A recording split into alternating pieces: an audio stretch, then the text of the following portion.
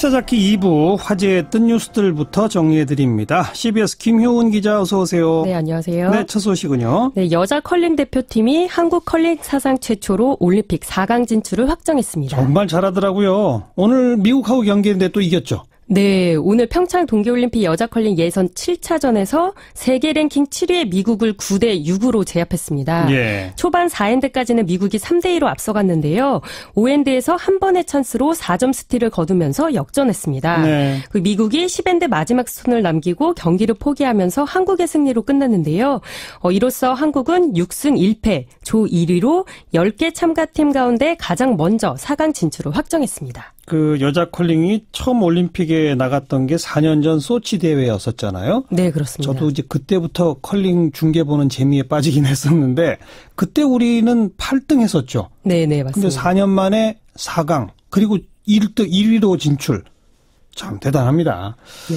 오늘 또 여자 아이스하키 남북 단일팀은 마지막 경기를 했죠. 네, 오늘 스웨덴과 7-8의 결정전에서 1대6으로 패했지만 역사적인 두 번째 골이 나왔습니다. 네, 이번 올림픽에서 모두 5번의 경기를 치렀고요. 아쉽게도 1승의 꿈을 이루진 못했습니다만 경기 내내 남북뿐 아니라 전 세계인에게 감동을 안기지 않았습니까? 예. 네, 정말 큰 박수를 보내고 싶고요. 오늘 선수들은 경기가 끝나고 마지막으로 하나, 둘, 셋, 팀 코리아 이렇게 외친 뒤 서로 부둥켜 안고 눈물을 흘렸습니다. 네, 머리 감독도 선수들과 포옹하며 눈물을 흘렸고요. 박초로 북한 감독과도 포옹했습니다. 네. 자, 다음 소식은요. 네, 오늘 정부가 한국 GM 군산공장이 위치한 군산 지역을 고용 위기 지역으로 지정하기 위해 긴급 절차에 들어갔다는 속보가 나왔습니다. 고용 위기 지역이 뭡니까? 네, 고용보험의 피보험자 증감률이 전국 평균보다 5%포인트 이상 낮고 구직급여 신규 신청자 수가 전년보다 20% 이상 증가하면 지정할 수 있습니다. 좀 말이 어렵죠? 예. 네, 쉽게 설명드리면요. 고용보험에 가입된 사람, 즉 근로자가 전국 평균치보다 낮고 실업자가 전국 평균치보다 많으면 지정이 되는 겁니다. 예.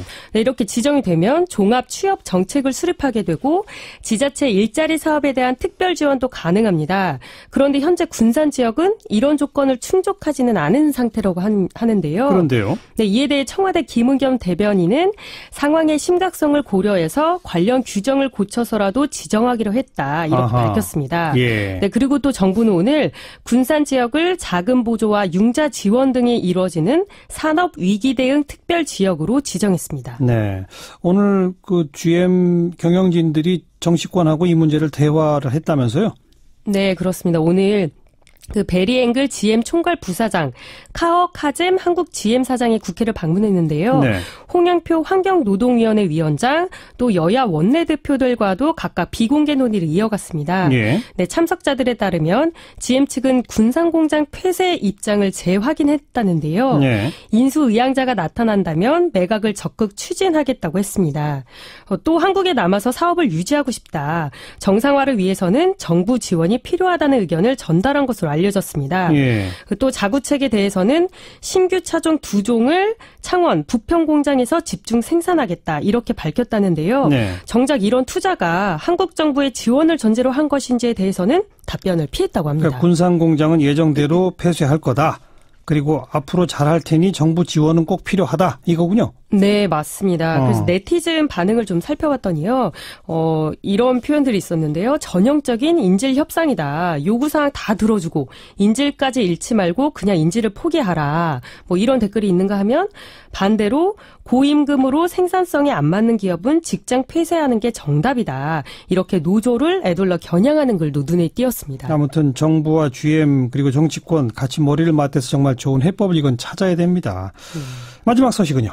네, 영화 아이언맨, 어벤져스 등으로 유명한 할리우드 제작사죠. 마블 스튜디오가 만든 영화 블랙팬서 열풍입니다. 예. 네, 북미 박스오피스에서 2월 개봉작 중 역대 최고액 2억 1,700만 달러를 기록했고요.